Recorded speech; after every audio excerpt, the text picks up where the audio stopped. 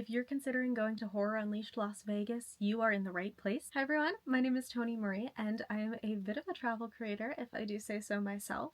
My dad recently had a conference in Las Vegas and we were looking for something fun to do at night, so we decided to try Horror Unleashed, and I had the best time despite not being a horror fan. I have never been to horror nights, though I am a long distance admirer. I love the art, design, and creative that goes into events like these. I am just not the biggest fan of getting jump scared. I was a little hesitant to go. I did a ton of research in advance and there really isn't anything else like this out there. It is a very unique experience. So I wanted to make a video about my personal experience, walking you through exactly what to expect should you choose to go. So whether you're thinking about possibly going and trying to see if you can fit it into your schedule, or really if it's too scary for you, this is the perfect video to at least get a primer of how everything works. Horror Unleashed is located in Area 15, which is a pretty big entertainment complex on the backside of the Las Vegas Strip. I wouldn't say it's the easiest to walk to, but it is a very easy drive or ride share over. If you are driving over, there is a parking garage available, and as you're driving in, it's like a very long street. The entertainment complex is on your right, the parking garage is all the way down on your left. Horror Unleashed is in the warehouse directly across from the parking garage. Like, you truly cannot miss it. It is huge. You can also see it from the street before you loop back around. So you have this huge building that says Horror Unleashed in it. On the side in the tan, it's in black lettering, and then you'll see a gray wall where it says Horror Unleashed in these more colorful letters with some lighting effects.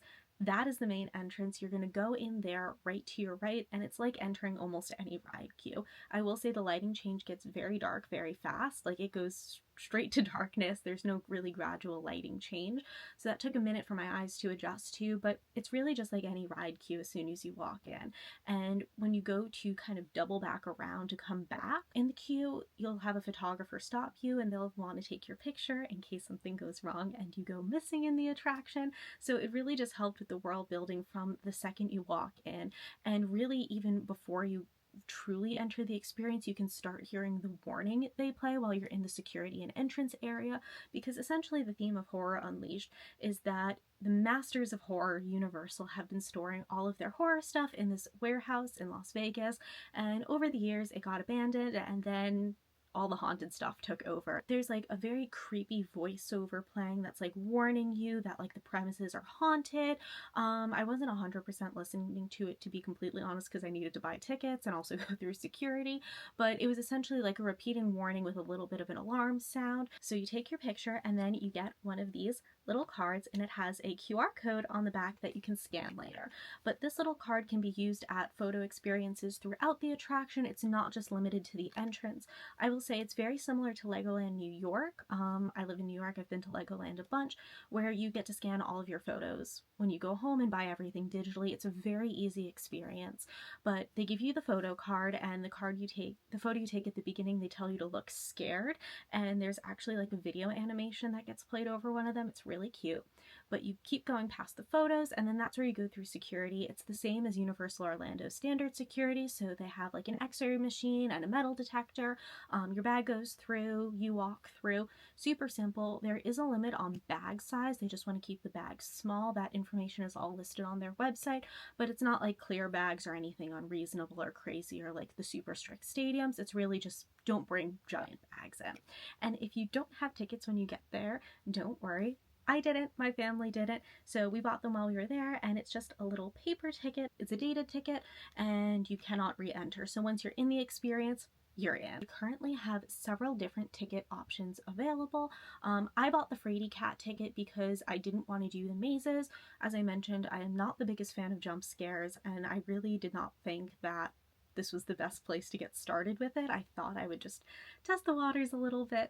The Frady Cat ticket includes access to the themed entertainment and dining area, so pretty much any of the open common spaces. The standard ticket includes access to the 4 mazes. There is a single entry or an unlimited entry ticket, and then there's also a VIP ticket available. When I went, the Frady Cat ticket was only $19. They let us know that we could upgrade our tickets at any time. Let's say I was walking around having really fun and I felt really emboldened to try one of the mazes. There is a box office window right after the entrance that you can essentially go and upgrade your ticket. So if you're thinking about it as a maybe, that is an option for you. So you go around the corner, around the box office after you go in, and you kind of go through this narrow, dark hallway before it opens up into the main entry space. And this is where the entertainment really begins, and it begins quite early. So right at the first entrance, it's kind of a vampire's lair themed area. And the first two characters you're going to meet are the Vampire Queen and her guard. So you have to talk to the guard first before you talk to the Vampire Queen. And this is something I will say is very unique. Even though it's a horror attraction, it is really centered in character interactions. So there are characters for you to meet, but they're not only jump scare characters. Some of them are also pretty chatty. And if you like to yap like I do, you can have a lot of fun with them. You can take pictures with all of them. They do very much encourage taking pictures. They do have some photographers stationed throughout. So it's not your traditional just walk through, get scared, and run experience. The Vampire Queen and her guard are really cool. The guard tries to be like a little scary, try to intimidate you before you go meet the queen, and you know, she's a typical royal. You have to treat her with the respect she feels she deserves. I had a lot of fun talking to them. And then right kind of around that area is the Universal Monsters maze, so pretty much directly opposite. And one thing I will say I noticed is we got there pretty early. We got there a little after 5 o'clock, and there were a few characters out. We spent almost 2 hours in the attraction, and the longer we were there, the more characters came out. So by the time we left, there were these vampires that were swinging overhead, like literally flying above you on like a zip line kind of a thing. And it was really, really cool how multi-dimensional the experience got. But with the Universal Monsters maze, you could either go into the maze if you had bought that kind of ticket, or there was like a monster hunter type of character kind of guarding the entrance. And as soon as you got past the vampire area, you got to the boiler. So the boiler is the first of the bars, and it is this just giant steampunk boiler.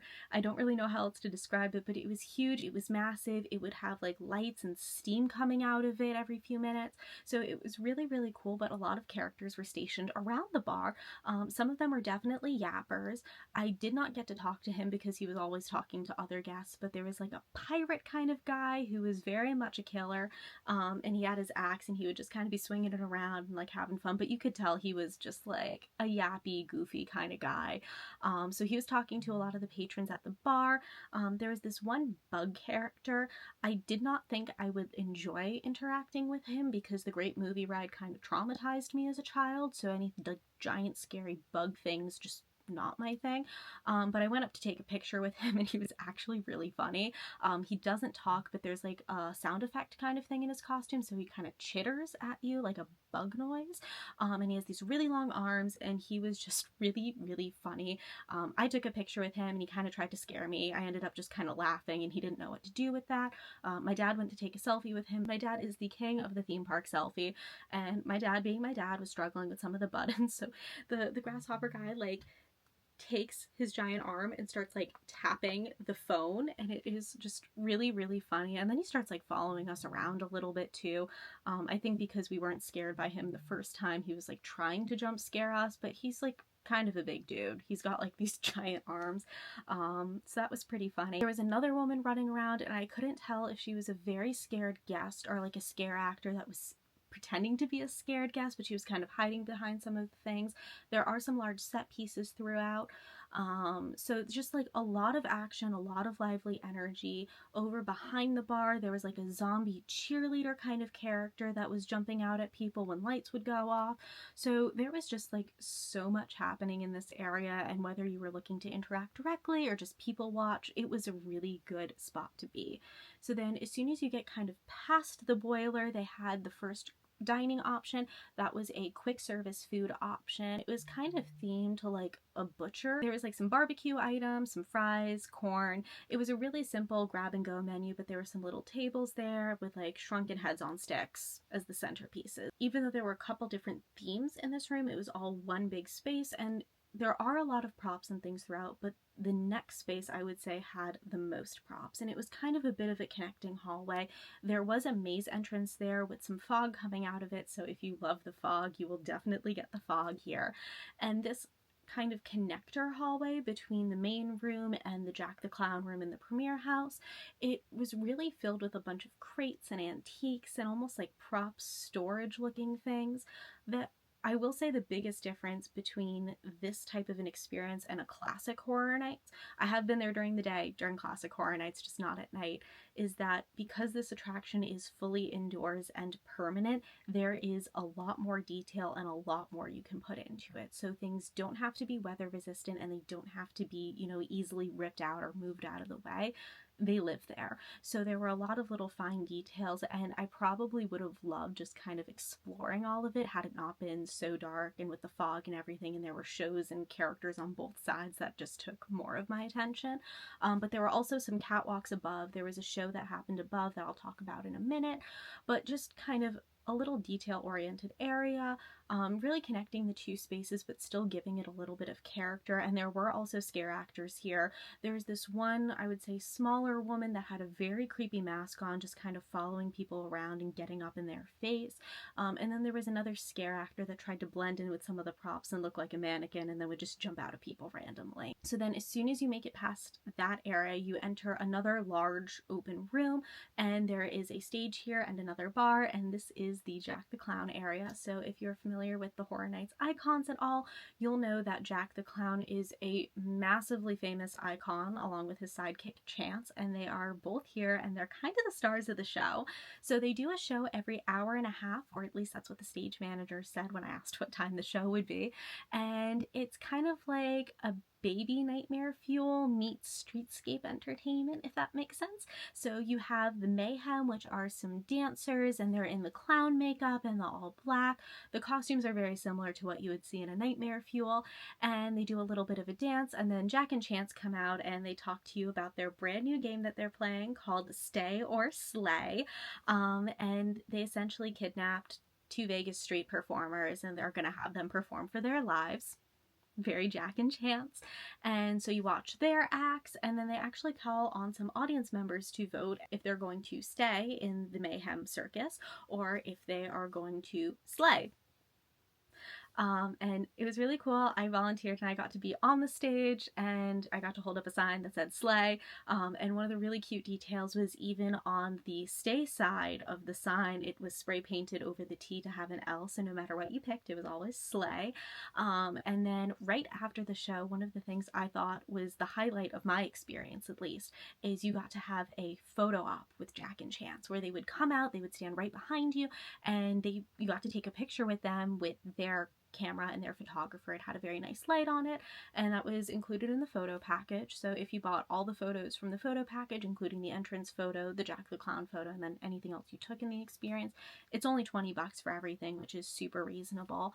But you take a photo with them, you get to interact with them a little bit, and it is super cool. I also saw after the show, I don't know how often this happens, but there were these two girls that were very much scared of Jack, and he just kind of was trying to talk to them one-on-one or individually, and they were just not having it, and anytime he started talking to them, they started running from him. I will say when I was on stage doing the Stare Slay thing, Jack the Clown tried to get very much in my face, and I thought it was just the coolest thing ever. Like, you can see on my face, I am just ecstatic. So he didn't really spend much time, trying to scare me, but he kept jump scaring, like, the girl next to me, even though he was, like, within a 3-foot radius of all of us. He's very tall, he's very intimidating, and that's the other thing too. Even if you are cool with jump scares, you are right next to them. They are very intimidating. They're trying to intimidate you, and it's just such a different experience because you actually get to spend the time with them to have a conversation where they can get up in your face. It's not like they're just trying to jump scare you very quickly and then moving on. So then on the back side of where the stage is for the Jack the Clown show, you have the Jack themed bar. It's a very resourceful space. This side of the room, it has definitely the carnival decorations out that make it look like someone set up a carnival camp here, but on one wall it was all shipping crates and shipping containers, so it looked like it was almost like a warehouse yard of things that would get loaded onto a ship or tractor trailers, and Hell Yeah Jack is spray painted onto it, and it makes a very cute photo op. And then in between Jack and Chance's show, there is another stage performer. He's kind of like a sideshow barker, I would say, but very creepy, very weird. He does a little bit of a stage show where it's mostly juggling and like twisted jokes, and you can talk to him and take pictures with him after his show as well. He doesn't have the designated photographer, but he was telling me a story about how he got banned from the state of New York.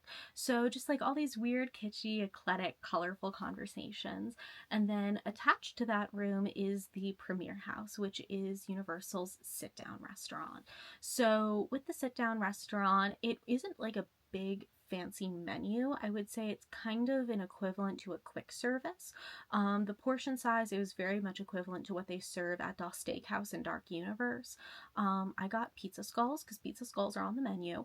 It is a pretty unique menu, I would say. They also had things like popcorn chicken, so it was popcorn chicken, like little chicken bites, but with popcorn on top of it as tacos. Those were pretty good. There was like a Texas Chainsaw Massacre pizza we got, and the edges of it were actually shaped like a chainsaw. And then my dad got some chicken sliders. They had black buns, very similar to Das Steakhouse actually. Those were pretty good. But the highlight for me was the pizza skulls. I've always wanted to try a pizza skull, and I've just never had the opportunity to, and they were excellent. Let me tell you, they looked great, they tasted great. I had the time of my life. It was perfect. But the Premiere House is themed to the Blumhouse film franchises. So it has like the big Blumhouse logo sign. There's a screen playing with a bunch of the trailers. And then there's also a lot of different props there. So there's like a prop from the Black Phone 2. There's a black truck that says Abracadabra on it. And then there's a case with like some different like heads and masks on it. But midway through eating, Megan the doll from the film Megan actually came out and started dancing through the dining area. She has a little designated spot that's kind of like her hub. And so she would keep kind of coming in there, but still popping out to all the different tables and interacting with people. And then after she was done dancing, you could take a photo with her, which I did. And then she just kind of went away whenever the line went down. Still very much consistently always something happening. There's always a character somewhere close by. There's a lot of dynamic motion, and the space feels very much alive. And then also in the back over there in the green shipping container, literally, you kind of walk into it, and then the restrooms are there. The restrooms are very clean, very bright. And then the third maze entrance was in the opposite corner from the restrooms over by the Jack Bar. And then coming back, oh my god, I missed the fourth maze entrance. So opposite from the barbecue stand, tucked in the back corner, there was like this like, I want to say storage shed kind of a thing. There was a scare actor in it. He was a guy with a mask and a chainsaw, and he just kept banging on the grate. The fourth maze entrance is back there. So then walking back through, as I mentioned, there were a lot more characters. Like any good theme park attraction, you do exit through the gift shop, but I will say I was very pleasantly surprised by the gift shop. I did get this shirt, which I absolutely love. It has some more art on the back of it, but the front is embroidered. But there was a good diversity of selection in the gift shop. So they had things that were Horror Unleashed specific and said Vegas on them and had that Vegas feel, but there were also things that were themed just to the general characters that were present in the experience, and also some characters that weren't. Like I saw a bunch of Chucky stuff, and I didn't see anything related to Chucky in the attraction, so don't know what that was about. But just a lot of different merchandise items. I got this shirt, I got another shirt and a water bottle with the grand opening kind of art and design on it for 50% off. I got a keychain. I'll link the reel I did that shares everything I got. But the one thing to keep a note of is you can go into the gift shop at any time. That doesn't necessarily mean you've exited or you're done with the experience. You just can't carry merchandise bags out with you. So after I bought all my stuff, they were going to hand me a black bag, and they actually asked if I was done with the experience, because if I wasn't and I wanted to go back and do more stuff, they would hold on to the bag with them for free. There's just something to keep a note of, that you can go to the gift shop at any point. You just can't carry anything back with you that didn't fit in your original bag. That was pretty much my Horror Unleashed experience. It's really self-paced. You can do as much or as little as you want. I personally did not have any problems with jump scares or anything like that. My problem with jump scares is if somebody's like hiding behind something and jumps out at you and you don't know they're there. That's what freaks me out. But I was pretty much generally aware of where anyone could be at any time, and you could kind of feel people walking up to you. So I didn't really get scared at all. I thought it was the perfect amount of horror, actually, that it was like that weird and the creepy and the world building, but not necessarily just scary for the sake of scary. But I did not do the houses. I will recommend Ordinary Adventures had a really wonderful video about their experience with the houses. Very similar to the rest of the experience, they are a little bit more finished than a traditional Horror Nights house, just because they are permanent, they are indoors. I will link that video. I thought it was a wonderful video. I did use that a lot as a reference to decide if this was a great experience for me. Overall, it was just a really great time. It is something I would do again. And one of the things I did notice that I read in Reddit, but I also saw from the YouTube videos I watched versus my own experience, is that things changed a lot. So a lot of the characters that were there originally in the videos I watched from the opening season, like the early opening season, they weren't necessarily the same characters that were present while I was there. I kept kind of tweaking and updating the experience, which I do appreciate because I like having a reason to go back. I do not know if they'll ever update the mazes. I have a feeling they will, because that would just make sense, but I don't know when that would be. But overall, it is something I would recommend. It is something I would go back to. If you want to try a horror experience, I honestly think this is a really great first horror experience because it's not as big or as overwhelming as a traditional scare event. And then also with the Frady Cat ticket, you can kind of play it by ear, see how it goes, see if it's too much for you, and if you want more, you can always add more at any time. I do have 2 critiques of the event, that not necessarily complaints, but just things I'm hoping to see eventually. I didn't notice any mocktails on the menu, and even though I'm over 21, I do love a good mocktail. I think my expectations were a little high after visiting Dark Universe. They'd had really, really wonderful mocktails there. The Monocaine was probably my favorite. It was so good, and I was just kind of hoping for something like that, but I didn't see anything. I only saw alcoholic drinks on the menu, which again isn't a huge problem. And then the other thing I would love to see eventually is like a behind the screams type experience. So it's on my bucket list actually, but in Orlando they have this tour that you can buy that during daylight hours before Horror Nights starts, you can go in and essentially get a lights on tour of some of the haunted houses. And given that this experience opens at like 4 or 5 o'clock in the afternoon, depending on the day, it really would have been awesome to kind of go in even a little earlier and just be able to tour the houses with the lights on and maybe hear about how some of them were developed and some of the thought and intention that went into it, because that's really my jam. I love hearing about how all of the magic gets made, and so that would have been a really cool experience, and I absolutely would go back and pay significantly more than I did if that were an option. It was really a perfect horror blend where it was creepy, there was a lot of character to it, it was weird, it was dark, but it wasn't just, jump scare for the sake of jump scare. There was a lot of story behind it, there was a lot of intention behind it, and I feel like that really made a difference for me. I feel like if they had different mazes, I might have tried them. The Universal Monsters one looked very appealing to me. Exorcist and Texas Chainsaw Massacre are just not my thing. I heard that the Scarecrow Sunrise on the Reaping one was very intense, so probably not the best one for me to start out with. So if they ever introduced different mazes in the future, I feel like I might be inclined to try them if they're more in line with just my personal interests. I might be willing to put up with some jump scares. I hope this video was helpful to you. I really had a great time at Horror Unleashed and I really would recommend it, and I loved how kind of buildable the experience was. If you have any questions for me, feel free to leave them in the comments below, and if you have been to Horror Unleashed, I would love to hear about your experience, and if you did any of the mazes, I would love to hear about them. Be sure to like and subscribe. I will be back with new content soon, and I'm very excited to share. Thank you so much for watching, and I will see y'all again real soon. Bye!